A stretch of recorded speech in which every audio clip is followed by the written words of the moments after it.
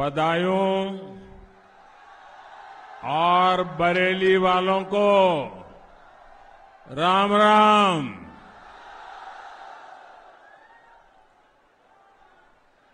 सबसे पहले तो मुझे यहां पहुंचने में विलंब हुआ। इतनी गर्मी में आप सबको इंतजार करना पड़ा। आपको जो तकलीफ हुई उसके लिए मैं आप सबकी क्षमा चाहता हूं।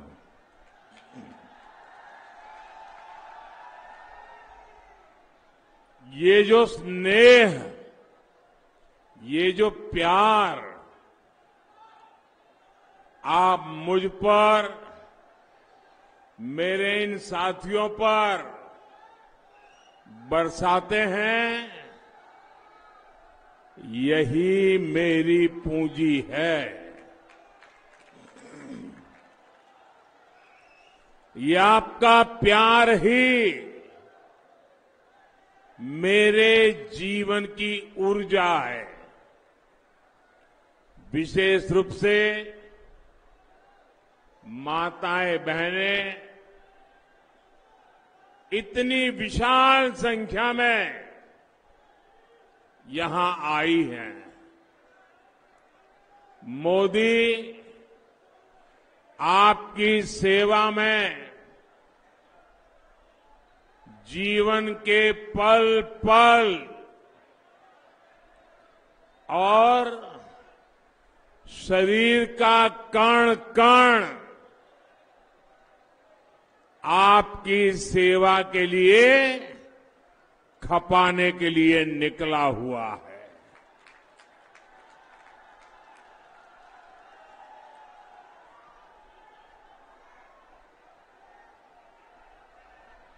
मैं कश्मीर से कन्याकुमारी, हिंदुस्तान के अनेक राज्यों में चुनाव भ्रमण के लिए गया। जनसभाओं का संबोधन करने का अवसर मिला और हिंदुस्तान के हर कोने से एक ही आवाज आ रही है, फिर एक बार, फिर एक बार, फिर एक बार।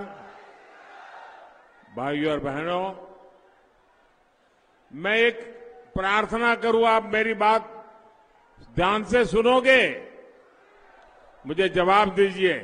मैं एक प्रार्थना करूं, आप मेरी बात ध्यान से सुनोगे?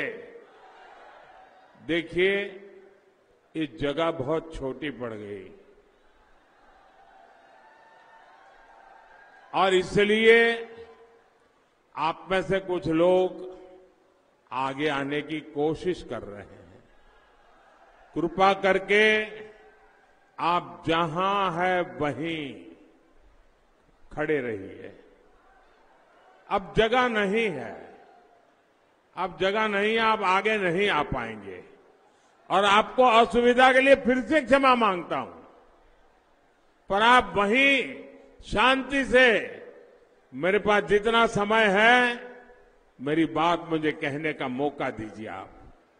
आपका प्यार मेरे सर आंखों पर, आपका आशीर्वाद ये मेरे लिए ऊर्जा है। तो मेरी बात मानोगे? बोलिए भारत माता की। भाइयों और बहनों, कहा जाता है जितनी मजबूत नींव उतना ही मजबूत घर। इसी सोच के साथ आज भाजपा विकसित भारत के लिए गरीब, किसान, युवा और नारी शक्ति को सशक्त कर रही है। ये भाजपा है जिसने बहनों को बिजली, नल से जल, शौचालय, सस्ते गैस कनेक्शन, ऐसे अनेक रोजमर्रा की आवश्यकताएं ये दिया है। ये भाजपा है जिसने मुफ्त राशन की योजना चलाई ताकि किसी मां के बच्चे को भूखे सोने की नौबत न आए। हमने मुफ्त इलाज की योजना चलाई ताकि बहनों को अपनी बीमारी न छुपानी पड़े। अब तो मोदी ने देश के हर परिवार के बुजुर्गों के लिए मुफ्त इलाज की गारंटी दी है। और मेरी आपसे विनती है, आप जब लोगों को मिलने जाएं ना, तो हर परिवार में 70 साल से ज्यादा आयु के बुजुर्ग हैं, उनको बताइए कि अगर बीमारी में जो खर्चा आपके बेटे को करना पड़ता था, वो खर्चा अब दिल्ली में जो आपका बेटा बैठा है ना, वो करेगा। ये बता देंगे, हर बुजुर्ग को बता देंगे। 70 साल से ऊपर की उम्र का कोई भी बुजुर्ग अब उनके इलाज का खर्चा उनके परिवार के लोगों के सर पर नहीं पड़ेगा। ये जिम्मेवारी मोदी की रहेगी। जब से पीएम आवास के ज्यादातर घर देश की करोड़ों बहनों के नाम हुए हैं, तब से उनकी आर्थिक शक्ति कई गुना बढ़ गई है। साथियों, आने वाले 5 साल देश की नारी शक्ति का जीवन और अधिक शक्तिशाली बनाने वाला होगा। हम खेत में ड्रोन से लेकर इसरो में जहां से चंद्रयान चलते हैं, नारी शक्ति का विस्तार देखेंगे। आने वाले समय में 3 करोड़ ग्रामीण बहनों को हम लखपति दीदी बनते देखेंगे। और ये मोदी की गारंटी है। साथियों, हमारे वो योगी जी और उनकी पूरी टीम उत्तर प्रदेश में जो मेहनत कर रही है, उस मेहनत से आज यूपी की पहचान नए अवसरों की धरती के तौर पर बन रही है। योगी जी के नेतृत्व में यूपी का भाग्य बदल रहा है। और यूपी के सांसद के नाते मेरे लिए भी ये गर्व का विषय है। यहां तो नैनो यूरिया की इतनी बड़ी फैक्ट्री है, ऐसे अनेक कारखाने यहां लग रहे हैं। पहले आपका हक का पैसा भ्रष्टाचारी लूट लेते थे। आज देखिए, बरेली और बदायूं के किसानों को ही पीएम किसान सम्मान निधि से 600 करोड़ रुपए मिल चुके हैं। ऐसे काम तब होता है जब विकास सबसे ऊपर होता है, सर्वोपरि होता है। भाइयों और बहनों, 24 का ये चुनाव 1000 वर्ष की गुलामी की मानसिकता से देश को पूरी तरह से मुक्त करने का चुनाव है। ये चुनाव भारत के स्वाभिमान को नई बुलंदी देने वाला चुनाव है। आप जरा याद कीजिए, 10 साल पहले तक सपा और कांग्रेस, ये दोनों लोग क्या कहते थे? हमें चिढ़ाने के लिए आए दिन कहते थे, ये भाजपा वाले बड़ी बड़ी बातें करते हैं और कहते हैं मंदिर वहीं बनाएंगे। फिर वो मजाक उड़ाते थे, मंदिर वहीं बताएंगे, तारीख नहीं बताएंगे। ऐसी गाली देते थे कि नहीं देते थे? ऐसी गाली देते थे कि नहीं देते थे? और मैं चुपचाप सब गाली सहता था, चुपचाप सहता था। आपके आशीर्वाद से हमने मंदिर भी बनवाया, प्रभु रामलला की प्राण प्रतिष्ठा भी हो गई। हुई कि नहीं हुई? हमने तारीख भी बताई, टाइम भी बताया, जगह भी बताई और जाकर के निमंत्रण भी दिया। लो भाई, ये जगह है, तारीख है, समय है, आओ। प्रभु राम के प्राण प्रतिष्ठा का इतना बड़ा अवसर, लेकिन उनका अहंकार इतना था, ये अपने आप को प्रभु राम से भी बड़े मानते हैं। और इन लोगों ने, सपा और कांग्रेस दोनों ने, इतना बड़ा पवित्र काम, राम मंदिर का निमंत्रण उनको घर जाकर के दिया गया था, उस निमंत्रण को उन्होंने ठुकरा दिया। क्यों? एक ही गणित था कि अगर मंदिर के प्राण प्रतिष्ठा के निमंत्रण को स्वीकार किया तो उनका वोट बैंक नाराज हो जाएगा। राम ही नहीं, बल्कि इन्होंने हमारे श्याम को भी नहीं छोड़ा। आप जानते हैं कि हमारे भगवान श्री कृष्ण, उन्होंने प्राचीन द्वारका नगरी समुंदर के पास गुजरात में बनाई थी और वो वहीं आकर रहे थे। और पुरातत्वविदों का कहना है कि भगवान श्री कृष्ण वाली द्वारिका है, वो किसी जमाने में पानी में डूब गई, वो पानी के नीचे है। तो मैं बड़ी श्रद्धा के साथ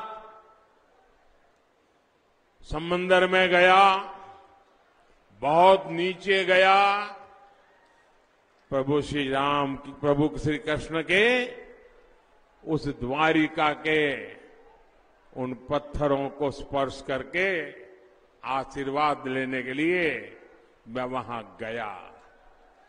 लेकिन कांग्रेस के शाहजादे ने उसका भी मजाक उड़ाया। और मैं तो हैरान हूं, ये उत्तर प्रदेश में सपा के ठेकेदार जो खुद को यदुवंशी बताते हैं, जो यदुवंशी कहते हैं, ऐसे सपा के परिवारवादी वो भी ये श्री कृष्ण की मजाक उड़ाने वालों ने, बेइज्जती करने वालों की आरती उतार रहे हैं। इससे बड़ा दुर्भाग्य क्या हो सकता है? भाई और बहनों, सपा कांग्रेस का इंडी गठबंधन तुष्टीकरण के लिए किसी भी हद तक जा सकता है। आप देखिए आजकल समाजवादी पार्टी के साथ दोस्ती की कस्में रही कांग्रेस, खतरनाक इरादों से पूरे देश में हंगामा मचा है। कांग्रेस का ये खतरनाक पंजा फिर देश के लोगों का हक छीनने वाला है, आपका हक छीनने वाला है।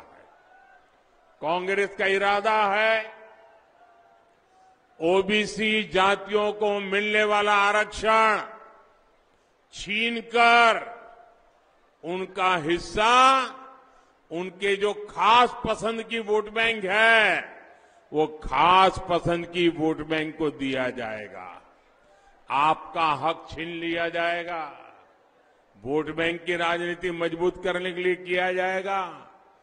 कांग्रेस पार्टी के इन इरादों पर समाजवादी पार्टी के शाहजादे ने चुप्पी साध रखी। इन सारी बातों को समाजवादी पार्टी का पूरा समर्थन है। आपको याद होगा यहां यूपी में ही 2012 में विधानसभा चुनाव से ठीक पहले यूपीए सरकार ने धर्म के आधार पर आरक्षण देने का प्रयास किया था। उस समय उनकी कोशिशें सफल नहीं हुई, लेकिन अब ये लोग मिलकर फिर से धर्म के आधार पर आरक्षण देने में जुट गए हैं। साथियों, कल से देश में एक नया नारा चर्चा में आया है और नया नारा मैं बताऊं, आप याद रखोगे। और ये बहुत हम सब के लिए चिंता वाला नारा है। क्या चर्चा चल रही है? कांग्रेस की लूट, कांग्रेस की लूट जिंदगी के साथ भी और जिंदगी के बाद भी। इसका मतलब है कांग्रेस चाहती है कि आपकी संपत्ति की जांच कराई जाए, आपकी संपत्ति का सर्वे कराया जाए, एक्सरे निकाला जाए, एक्सरे। आपके पास कितना सोना है, कितने गहने हैं, कितने रुपये हैं, कितनी वाहन है, गाड़ी कितनी, ट्रैक्टर कितना, साइकिल है कि नहीं है, सारा सर्वे किया जाए। और फिर इसके बाद कांग्रेस का इरादा है आपकी संपत्ति को भी छीनकर वो अपने चहेती वोट बैंक को मजबूत करने के लिए वहां दे देंगे। इतना ही नहीं, कांग्रेस चाहती है आपने जो संपत्ति अपने बच्चों के लिए जुटाई है और आप चाहते हैं कि मरने के बाद अपने संतानों को कुछ दे करके जाएं, और इसलिए अब बचत करते हैं। अब कांग्रेस वालों ने घोषणा की है कि मृत्यु के बाद ये जो आपकी संपत्ति है उसमें से सब आपके संतानों को नहीं मिलेगी। आधे से ज्यादा संपत्ति ये सपा कांग्रेस की सरकारें जब्त कर लेगी। टैक्स ऐसा लगाएंगे कि वो संपत्ति जब्त हो जाएगी। यानी आपने 4 कमरों का घर बनाया हो तो उसमें से 2 कमरे कांग्रेस सपा सरकार दबोच लेगी। आपके पास 10 बीघा का खेत है तो उसमें से 5 बीघा आपके बेटे बेटियों को मिलेगा, 5 बीघा ये दबोच लेगी कांग्रेस और एसपी की सरकार। और ये किसको बांटेंगे? ये सब लूट करके अपनी वोट बैंक को बांटेंगे। बताइए, यहां भी जितनी माताएं बहनें हैं, आप भी अपने बेटी बेटे के लिए, पोते पोती के लिए, नाती नातिन के लिए कुछ न कुछ जुटा रही होगी, इकट्ठा करती होगी। पोता बड़ा होगा तो उसको दूंगी, पोती बड़ी होगी तो उसको दूंगी। हमारे यहां हर परिवार में हर पीढ़ी के लोग अपनी दूसरी पीढ़ी को कुछ न कुछ देने के लिए बचाते रहते हैं। लेकिन अब आपकी इस बचत पर कांग्रेस की बुरी नजर पड़ गई है। कांग्रेस और सपा वालों ने तय किया है कि विदेश में ऐसा होता है तो यहां भी करेंगे। विदेश में तो महिलाएं मंगलसूत्र क्या होता है वो भी उनको पता नहीं है भाई। ये मंगलसूत्र छीनने की बात करते हैं। क्या कोई मां बहन इस देश में मंगलसूत्र छीनने देगी क्या? मंगलसूत्र छीनने देगी क्या? आप विदेशों का हवाला देते हैं, उनकी अपनी दुनिया, अपने परिवार है। दरअसल इन लोगों की नीयत ठीक नहीं है। 2 शाहजादों की जोड़ी भी देखिए कैसी है। सपा के शाहजादे की जब सरकार थी तब यहां कर्फ्यू लगते थे। माताएं बहनें गहने पहनकर, मंगलसूत्र पहन करके खुलेआम नहीं निकलती थी। मंगलसूत्र छिपा के रखना पड़ता था। और कांग्रेस के शहजादे अब एक्सरे मशीन लगाकर ये जो स्त्री धन है उसको भी, मंगलसूत्र को भी छीनने की घोषणा कर रहे हैं। और साथियों, सिर्फ आर्थिक ही नहीं बल्कि कांग्रेस का इरादा संस्थाओं का, दफ्तरों का भी सर्वे कराने का है।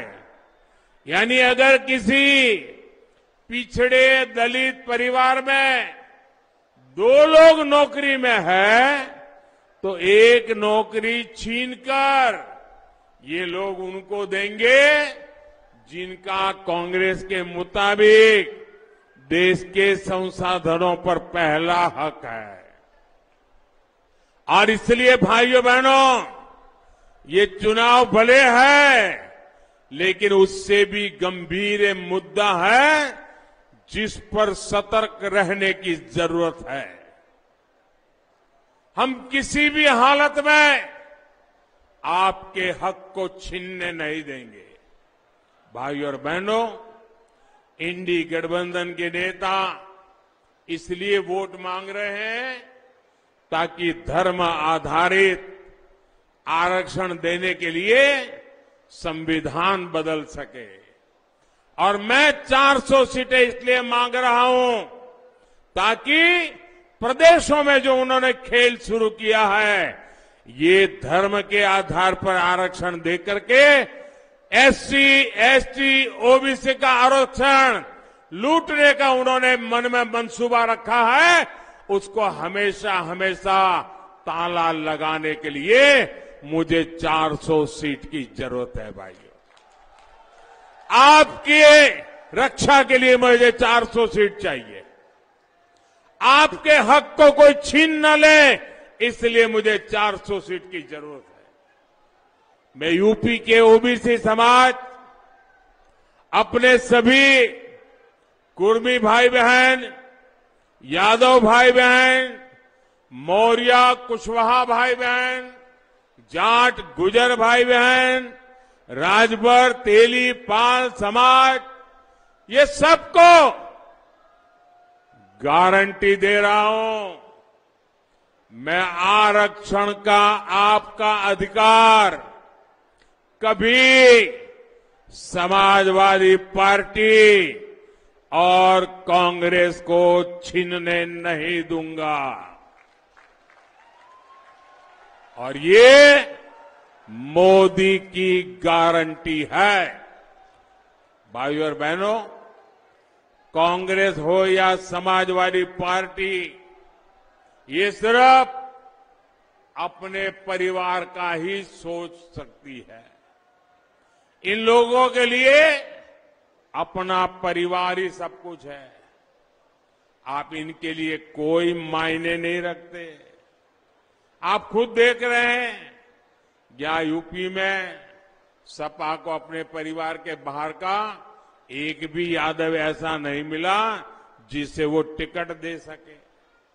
यहां बदायूं हो, मैनपुरी हो, कन्नौज हो, आजमगढ़ हो, फिरोजाबाद हो, सब जगह एक ही परिवार के सदस्यों को टिकट मिला है। ऐसे लोग हमेशा सिर्फ अपने परिवार का ही भला करेंगे। परिवार के बाहर का कोई भी व्यक्ति हो, इनके लिए कोई मायना नहीं रखता। भाइयों और बहनों, मजबूत भारत के लिए एससी, एसटी, ओबीसी और महिलाओं के हक की सुरक्षा के लिए आपको हर बूथ पर कमल खिलाना है।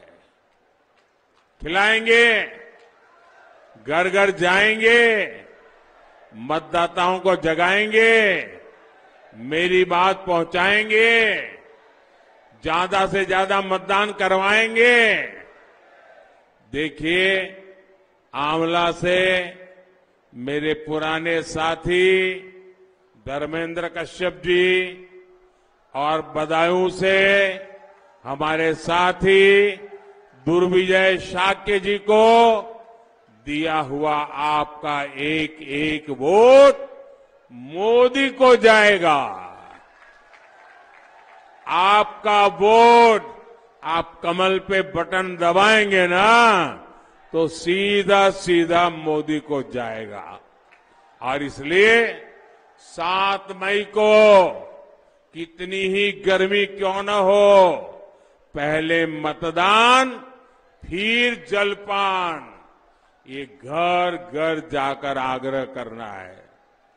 मेरी तरफ से हाथ जोड़कर बताइएगा कि मोदी जी ने आपको राम राम कहा है। मेरे साथ बोलिए, भारत माता की, भारत माता की, भारत माता की। बहुत बहुत धन्यवाद।